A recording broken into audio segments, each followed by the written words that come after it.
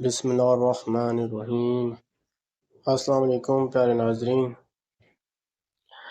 حضرت عبد الرحمن بن ابی لیلہ رحمۃ اللہ کہتے ہیں، حضرت علی رضی اللہ تعالی عنہ سردیوں میں ایک لنگی اور ایک چادر اوڑھ کر باہر نکلا کرتے تھے، اور یہ دونوں کپڑے پتلے ہوتے تھے، اور گرمیوں میں موٹے کپڑے اور ایسا جبہ پہن کر نکلا کرتے تھے جس میں روئی بری ہوئی ہوتی تھی۔ لوگوں نے مجھ سے کہا، آپ کے ابا جان رات کو حضرت علی رضی اللہ تعالیٰ عنہ سے باتیں کرتے ہیں، آپ اپنے ابا جان سے کہیں کہ وہ حضرت علی رضی اللہ تعالیٰ عنہ سے اس بارے میں پوچھیں۔ میں نے اپنے والد سے کہا کہ لوگوں نے امیر المومنین کا ایک کام دیکھا ہے جس سے وہ حیران ہیں۔ میرے والد نے کہا، وہ کیا ہے؟ میں نے کہا، وہ سخت گرمی میں روئی والے جبہ موٹے کپڑوں میں باہر آتے ہیں اور انہیں گرمی کی کوئی پرواہ نہیں ہوتی، اور سخت سردی میں پتلے کپڑوں میں باہر آتے ہیں، نہ انہیں سردی کی کوئی پرواہ ہوتی ہے اور نہ ہی وہ سردی سے بچنے کی کوشش کرتے ہیں۔ تو کیا آپ نے ان سے اس بارے میں کچھ سنا ہے؟ لوگوں نے مجھ سے کہا کہ جب آپ رات کو ان سے باتیں کریں تو یہ بات بھی ان سے پوچھ لیں۔ چنانچہ رات کو میرے والد حضرت علی رضی اللہ تعالیٰ عنہ کے پاس گئے تو ان سے کہا، اے امیر المومنین، لوگ آپ سے ایک چیز کے بارے میں پوچھنا چاہتے ہیں۔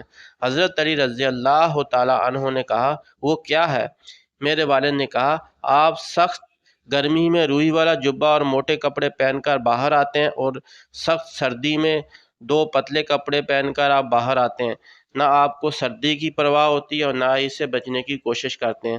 حضرت علی رضی اللہ تعالیٰ عنہ نے فرمایا، اے ابو لیلہ، کیا آپ خیبر میں ہمارے ساتھ تھے؟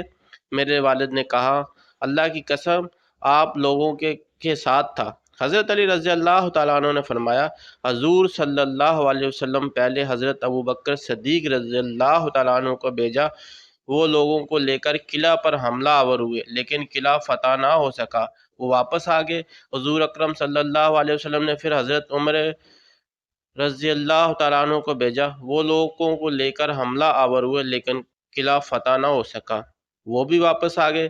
اس پر حضور صلی اللہ علیہ وسلم نے فرمایا، اب میں جھنڈا ایسے آدمی کو دوں گا جسے اللہ اور اس کے رسول سے بہت محبت ہے، اللہ اس کے ہاتھوں فتح نصیب فرمائے گا۔ چنانچہ حضور صلی اللہ علیہ وسلم نے آدمی بھیج کر مجھے بلایا، میں نے آپ صلی اللہ علیہ وسلم کی خدمت میں حاضر ہوا، میری آنکھیں دکھ رہی تھیں، مجھے کچھ نظر نہیں آ رہا تھا۔ حضور صلی اللہ علیہ وسلم نے میری آنکھوں میں لعاب لگایا اور یہ دعا کی، اے اللہ، تجھے گرمی اور سردی سے اس کی حفاظت فرما، اور اس کے بعد مجھے نہ کبھی گرمی لگی اور نہ کبھی سردی۔